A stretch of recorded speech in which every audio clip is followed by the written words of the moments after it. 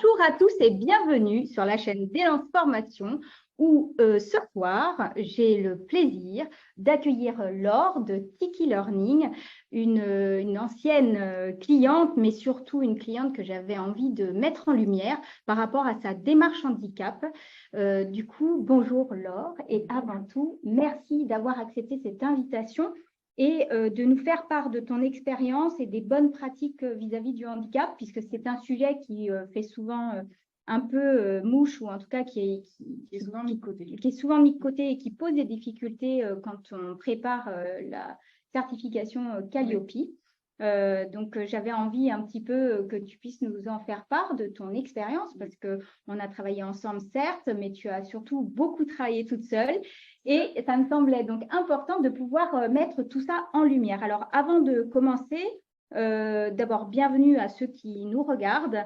Et peux-tu nous expliquer, avant de rentrer dans le vif du sujet, en quelques mots, nous présenter tout simplement ton centre de formation, puisque Tiki Learning est un centre de formation. Dis-nous quelques mots. Alors, Tiki Learning, c'est un centre de formation qui n'a pas ouvert encore. On garde notre concept pour nous pour le moment. On en dira plus et on communiquera en fin d'année sur notre ouverture. Très bien. Donc, le secret reste total. Néanmoins, vous avez quand même engagé donc, une certification Calliope. Vous êtes vraiment centre de formation à part entière. C'est une offre qui est en train de se construire. Dont nous tairons effectivement tout le contenu. Mais dans le cadre de cette préparation Calliope, nous avons fait toutes les deux, on est venu travailler sur l'indicateur 26, donc l'indicateur sur le handicap. Alors, c'est un sujet, bien entendu, qui résonnait déjà en toi, qui était sensible. Peut-être que tu nous expliqueras d'ailleurs dans quel cadre et dans quel sens tout ça résonnait en toi. Mais surtout, ce qui m'intéresse et ce que j'aimerais qu'on partage avec nos auditeurs ce soir, c'est vraiment de savoir, OK, tu y étais sensible, mais finalement, est-ce que tu voyais vraiment la traduction opérationnelle? Qu'est-ce qui s'est passé pour toi? Il y a eu la préparation de cette certification et également, il me semble, une formation sur le handicap qui a, là, j'ai de mémoire, complètement ouvert le champ des possibles. Alors, raconte-nous ton histoire. Alors, on va commencer par mon vécu, mon histoire. La vie a fait que j'ai eu 2 opérations du dos qui m'ont fait arrêter mon ancien métier. J'ai eu du coup une reconversion et avec une carte qui disait que je faisais partie des 80% d'handicap invisible. Et ce mot invisible, il est tendancieux parce qu'on sait qu'on est porteur d'un handicap, mais ça ne se voit pas. Alors, on n'ose pas en parler, on n'ose pas le dire. J'étais maman, j'ai expliqué ça à mes enfants et eux aussi, mais je ne vois pas maman, qu'est-ce que tu as? On va au supermarché et mon petit me dit, mais maman, je vois que tu as mal au dos, mais montre ta carte, viens, on y va. Et oui, j'y suis pas allée. J'ai été sur la queue prioritaire, tu veux dire? Exactement, je n'osais pas parce que ça ne se voyait pas, parce que j'avais pas envie de me justifier, parce que j'avais pas envie de répondre à des questions, j'avais pas envie de subir des regards interrogateurs. Et mon petit, il comprenait encore moins ce qui se passait. Et puis le handicap, je l'ai vécu aussi par mon fils, mon aîné, qui lui a eu besoin d'une aide en classe, une AVS. Une AVS, ouais. Et il n'en voulait pas. Pourquoi? Toujours pareil, on le montre du doigt. Et pourquoi elle est là pour toi? Et là, mon fils, il me dit, mais maman, je ne veux plus, tout le monde me regarde, ce n'est pas possible. Je sais qu'il en a besoin et je sais qu'il n'en veut pas. Là, mon cœur, il est brisé. Enfin, c'est trop difficile. Et là, avec ce centre de formation, la formation avec Angélique, donc que tu nous as conseillé. Que tu as réalisé donc, chez Locoform, ici à Bordeaux. Ouais. Angélique, elle est extraordinaire. Enfin, elle transporte, et elle a fait remonter en moi tout ça, en fait, tous ses souvenirs. Et là, en créant notre centre de formation, c'est hors de question pour moi que nos apprenants subissent, ressentent le 10e de ce que moi j'ai ressenti ou ce que mes enfants ont ressenti. Je veux vraiment tout mettre en œuvre pour les faire grandir, les avancer, leur enlever un poids et surtout pas leur en rajouter un. Donc, ce que tu as vécu, en fait, t'a servi de moteur, en fait, dans dans cette démarche qui, tout d'un coup, au-delà de ton expérience, finalement, c'est toute la démarche Calliope que tu étais en train de mettre en place, qui était en train de révéler un champ des possibles ou un levier sur, justement, ne pas reproduire et rendre la facilité d'accès au parcours et surtout faire du handicap pas juste une case à cocher. En fait, une porte. Demander à un poisson rouge de grimper aux arbres. Non, elle ne va pas y arriver. Je pense qu'on est tous très bons dans un domaine, quel qu'il soit. Et même une personne en situation de handicap va nous apprendre des choses. Et moi, je veux me nourrir de ça. Et je veux qu'eux se nourrissent de ce qu'on peut leur apporter. Et même, je voudrais aller plus loin. On n'est pas obligé d'avoir une étiquette et dire « bon, mais moi, j'ai un handicap, donc aidez-moi ». Mais non, en fait, il y a des personnes qui ont besoin d'aide qui n'ont pas d'étiquette. C'est ça aussi que je veux apporter. Qui ne rentre pas, dans une reconnaissance RQTH. Et je trouve qu'effectivement, tu fais très bien de rebondir sur ce sujet-là, puisqu'effectivement, donc, moi qui est plus une expertise de Calliope, de cette certification, de cet indicateur-là sur lesquels on attend certains d'entre vous. Mais c'est vrai que, et c'est que transmet Angélique aussi dans ses formations, c'est que le handicap, et là je m'adresse vraiment à nos auditeurs, le handicap n'est pas forcément une reconnaissance du handicap. Un handicap peut être, comme tu l'as vécu et comme tu le dis, un handicap invisible, mais pour le coup avec une reconnaissance particulière. Mais quand on crée des programmes de formation, quand on anime des formations, il n'est pas nécessaire d'être reconnu personne en situation de handicap. On peut aussi tout simplement être dans une situation où il y a un frein à l'évolution dans notre parcours. Donc, ça peut être de la dyslexie, ça peut être de la dyspraxie, ça peut être tout un tas de choses. C'est en l'âge avançant, on y voit un peu moins bien, on porte tous plus ou moins des lunettes, et un caractère plus gros sur son écran, c'est juste ça en fait. Tout simplement, c'est une compensation, une adaptation. Une aide, tout simplement, qu'elle soit simple. Complètement. Et c'est vrai que, en tout cas, ce sur quoi, en général, j'essaye d'insister dans le cadre de cette démarche Calliope et dans cette gestion ou d'accueil du public en situation, on va dire, difficile, c'est vraiment de mettre du sens, et c'est vraiment le discours que je véhicule tout le temps, c'est de mettre du sens dans ce que vous faites. Il ne suffit pas de lancer une démarche juste pour cocher une case dans Calliope, mais il faut y mettre du sens. Et comme tu dis là, effectivement, rien qu'une simple compensation d'agrandissement d'un caractère ou l'adaptation d'une police, parce que certains handicaps nécessitent une police de caractère particulière. Et donc ça, on peut passer à côté juste en ne posant pas la question, ou en tout cas en n'osant pas ouvrir le champ de l'expression. Exactement. Et c'est pour ça que je veux vraiment laisser la liberté à chaque apprenant de parler ou de ne pas parler. Parce que oui, il y en a qui n'ont pas envie et ça se respecte tout à fait.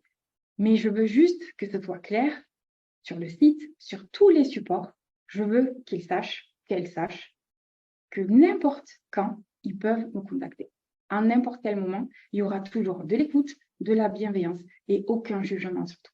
Alors justement, je rebondis, puisque l'idée de cette interview, c'était à la fois de mettre en lumière ton expérience, mais aussi d'être dans de l'échange de pratiques, de la bonne pratique. Et j'avais envie que tu nous traduises maintenant de manière très opérationnelle la démarche handicap chez vous.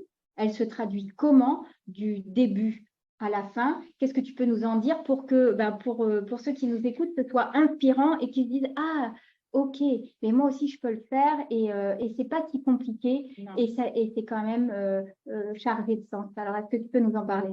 Oui, alors pour commencer, l'apprenant nous contacte. il prend la décision, il est OK et il nous en parle. Très bien. Je réceptionne la demande, je prends contact derrière, j'appelle la personne, j'envoie un mail, je l'appelle, enfin, selon le handicap aussi, c'est à moi à m'adapter. On en discute, je me présente, je lui présente Tiki Learning et je vais lui envoyer notre brochure exprès pour les personnes en situation de handicap. Donc, vous avez créé une brochure spéciale. Spécialement. D'accord. On va convenir de rendez-vous. Moi, je le préfère en visio, ce rendez-vous. Parce que le non-verbal est aussi très important. Après, toujours pareil, ça dépend du handicap. On verra si c'est possible. Mais le mieux, c'est en visio. Pour que je puisse discuter. Et à ce moment-là, je vais remplir tout un dossier pour prendre en compte les besoins, les attentes. Et je vais aller plus loin. Je vais aussi demander pendant la période scolaire ce qui a été mis en place. Donc, je me suis fait tout un dossier pour me noter et répertorier tout ça. Je pense que des choses ont été mises durant la vie de l'apprenant. Des choses qui ont fonctionné, des choses qui n'ont pas fonctionné. Et j'aime autant savoir celles qui n'ont pas fonctionné. Je ne perds pas de temps. Ça, c'est OK. On ne le fera pas. On le fera pas. Je pense que l'apprenant est le premier à savoir ce qui est bon pour lui. Et ça, c'est à développer, à l'encourager et on réfléchit ensemble. Je suis là pour être une main tendue, pas pour faire les choses à sa place, parce que tout le monde est capable de faire ce qu'il y a à faire. Donc, une fois que j'ai rempli tout ce document, il a un temps pour me poser des questions, pour qu'on avance ensemble. Une fois qu'on a terminé notre rendez-vous, moi, de mon côté, je vais réfléchir à comment faire. Je vais surtout communiquer avec l'équipe pédagogique et le formateur qui va délivrer la formation. Parce qu'il est très important pour moi que le formateur soit à l'écoute et surtout au regard. Parce qu'on est digital, donc forcément. Ah, un indice donc.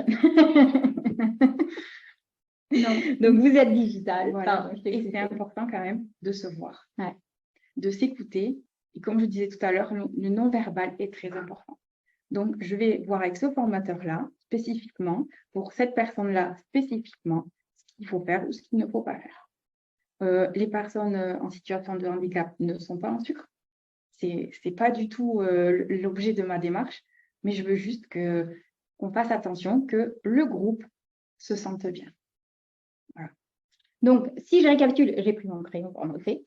Donc, en termes de bonnes pratiques, tu as mis en place donc une brochure. Donc, ça, c'est très intéressant. Une brochure d'information spécifique aux personnes en situation de handicap.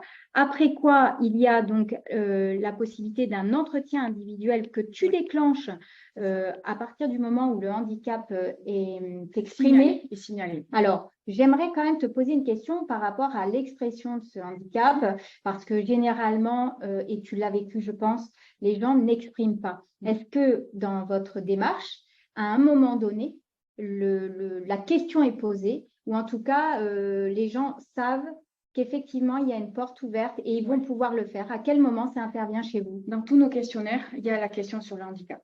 Si c'est une entreprise qui nous contacte pour ses employés, il y aura forcément la question, est-ce que parmi les apprenants que vous allez nous adresser, il y aura un ou plusieurs personnes en situation de handicap? Sur notre site, si j'en parle aujourd'hui, c'est que c'est quand même très important. Et sur notre site, forcément, il y aura tout un espace et ça sera accessible, visible, autant pour les process que pour nous contacter. Donc, du coup, donc la question est posée à différents moments, que ce soit au moment de l'analyse du besoin avec le client ou au moment peut-être de l'évaluation d'entrée où, là encore, vous réouvrez le champ du possible pour que la personne puisse poser son petit bagage. Après, donc, il y a cet entretien individuel où toutes les compensations, ou en tout cas tout ce qui a été fait préalablement est aussi interrogé. Et ça, c'est une des choses sur lesquelles j'avais envie de vous féliciter, parce que c'est vrai que souvent, on pense aux compensations immédiates et sans même se soucier de ce qui a pu être fait par le passé. C'est nos expériences et la vie qui fait qu'on est comme ça aujourd'hui. Il y a forcément eu des ratés qui nous ont donné de l'expérience. Et ça, moi, je ne peux pas le savoir si l'apprenant, il ne m'en parle pas. Après, je ne vais pas être incisive sur mes questions. On va discuter. On va discuter, un dialogue. Et la personne me dit ce qu'elle a envie de me dire. Je dirige un petit peu quand même, parce qu'il y a des choses que j'aurais besoin de savoir, mais sans inciter. Et à l'issue de cet accompagnement, enfin de cet entretien individuel donc de démarrage ou de pré-démarrage, donc toi, après, tu te saisis de ce dossier, tu fais le point sur l'ensemble de cet entretien. Comment tu fais, du coup, si effectivement un besoin de compensation ou une adaptation est nécessaire? Tu te débrouilles toute seule, tu vois avec ton équipe pédagogique. Donc ça, c'est aussi, ça fait partie de la démarche, toute cette coordination avec l'équipe qui est très importante, puisqu'effectivement, les formateurs sont quand même ceux qui sont le plus en face à face avec les personnes. Donc, il y a une sensibilisation de vos équipes, c'est ce que je dois comprendre? C'est obligatoire, on en parle tout de suite, dès les premiers entretiens. Ça fait partie de Tiki Learning. C'est comme ça.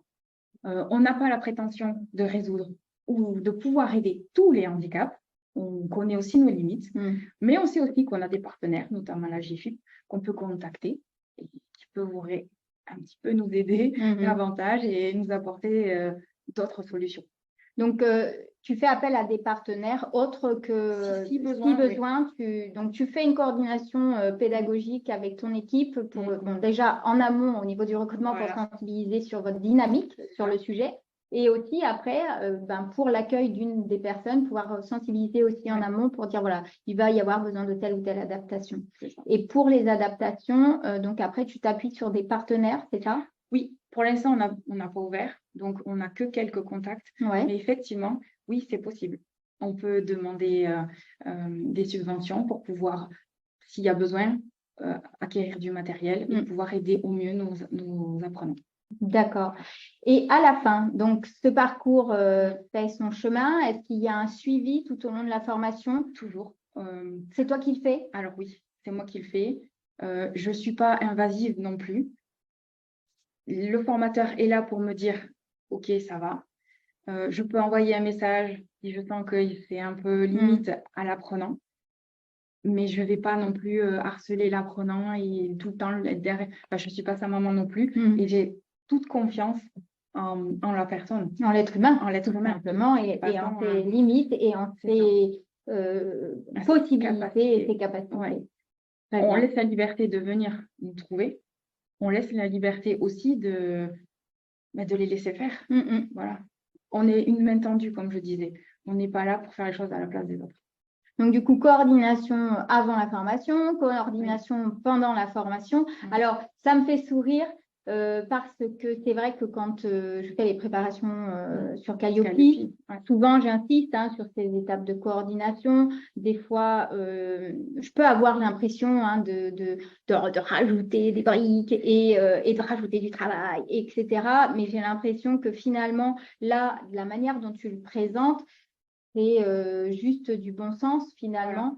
Et donc, c'est fluide, c'est tout à fait fluide. Et ça peut l'être que avec l'envie d'aider, avec l'envie de bien faire et sans forcer. Il faut écouter. Je pense que c'est le secret, il est là, en fait. C'est de l'empathie. C'est l'empathie. Alors, comme vous disiez, quelqu'un que je connais, c'est dans ma vie d'étudiante qui me disait toujours, on a deux oreilles et une seule bouche, c'est bien qu'on doit écouter deux fois plus qu'on ne parle. Donc, j'ai bien compris que chez toi, c'était très intégré. et donc, du coup, dans cette écoute-là, même en fin de parcours, est-ce qu'il y a un temps de prévu pour peut-être débriefer avec la personne, savoir si tout est OK? Alors, c'est toujours pareil. Je ne veux pas être intrusive, je me répète, mais le formateur va déjà me faire un retour. On a toujours l'évaluation à chaud. Donc, il y aura les réponses et effectivement, j'y serai un peu plus attentive.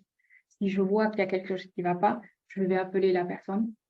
On discute, on voit. Peut-être que oui, tout a bien été, peut-être qu'il y a quelque chose qui n'a pas été. Et ça me permet aussi, moi, de m'améliorer pour les prochaines fois, tout simplement.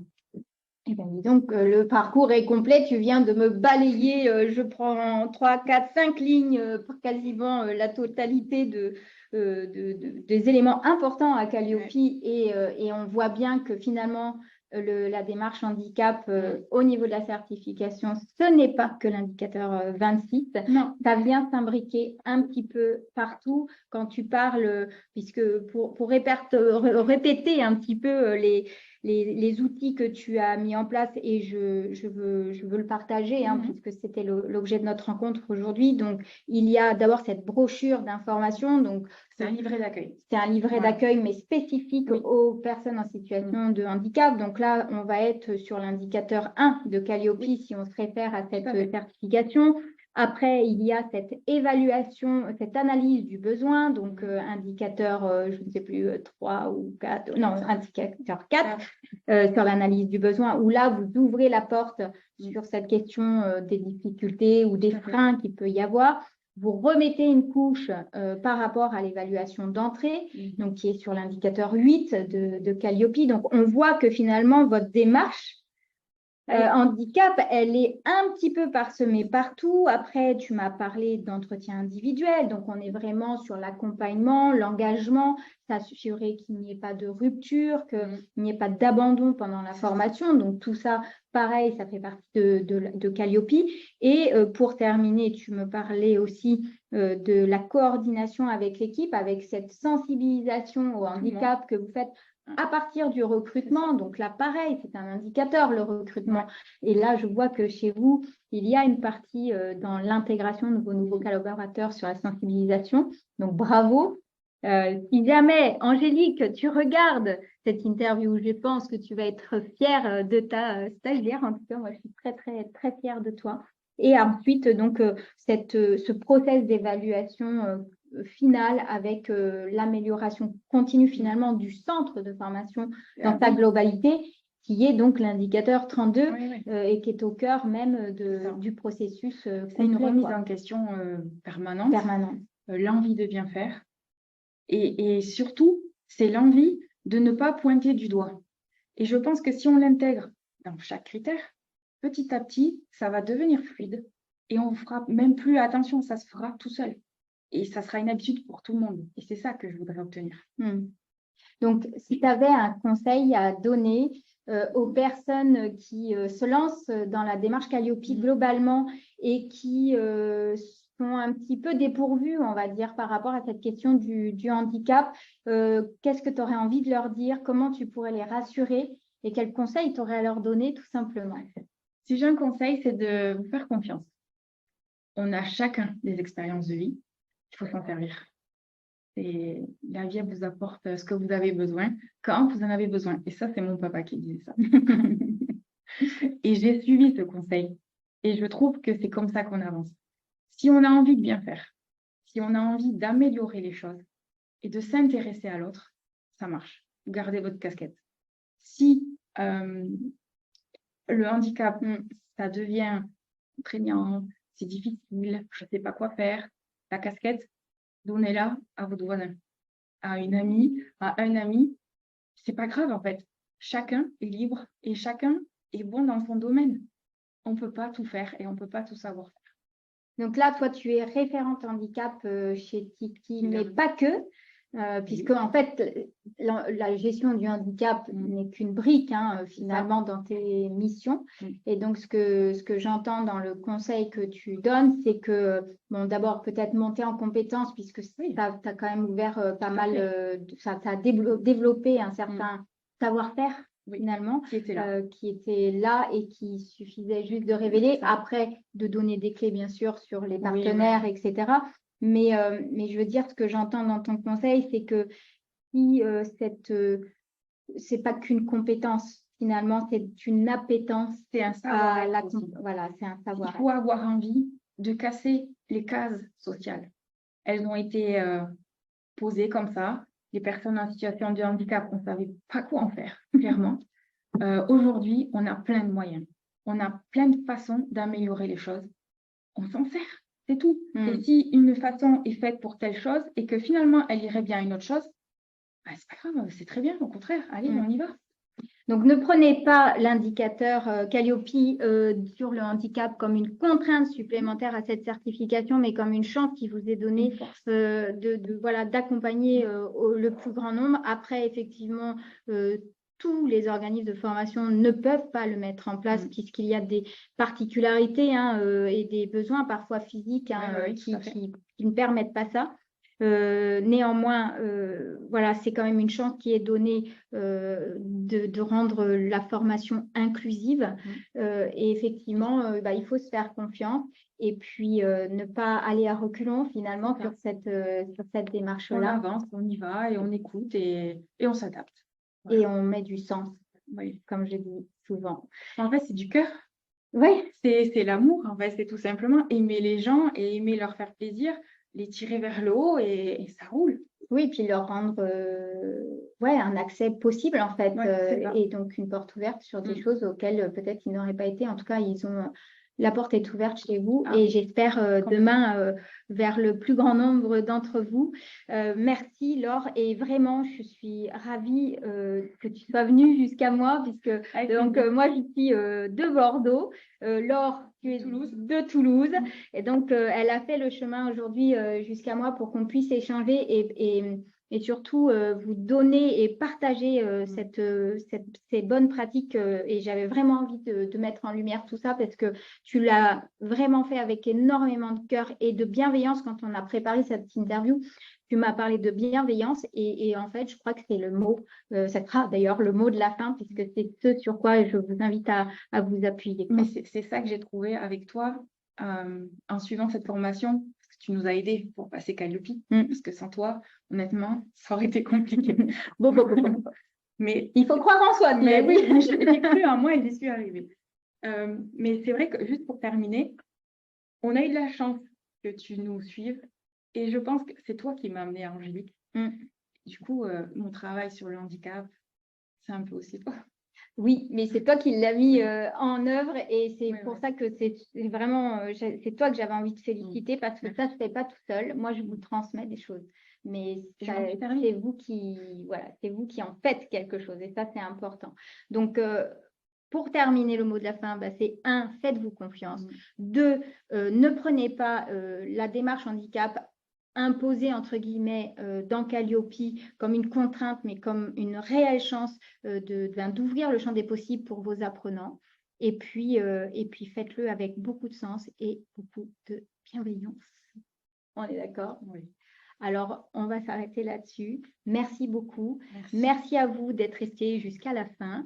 Et n'hésitez pas donc à revenir vers moi si vous avez des questions. Vous pouvez les laisser en commentaire. Et puis, on va faire de la veille, n'est-ce pas, pour savoir ce que nous cache Tiki Learning dans ses tiroirs. Très bientôt. Tu nous teases, Oui. En tout cas, à très bientôt. Merci Laure. Et je vous dis à bientôt.